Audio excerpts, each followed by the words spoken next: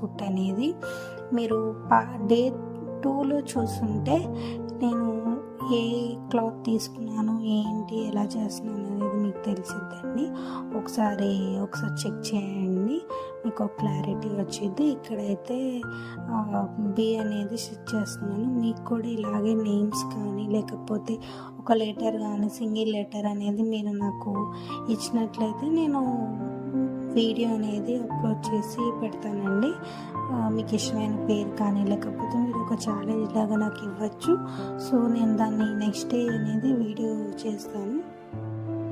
ఇక్కడైతే నాకు కామెంట్ సెక్షన్లో ఒకళ్ళు డి అనేది నాకు మెసేజ్ చేశారండి. నేను అది రేపు దాన్ని డే 4లో నేను అప్లోడ్ చేస్తానండి. Thank you. Like, share and subscribe.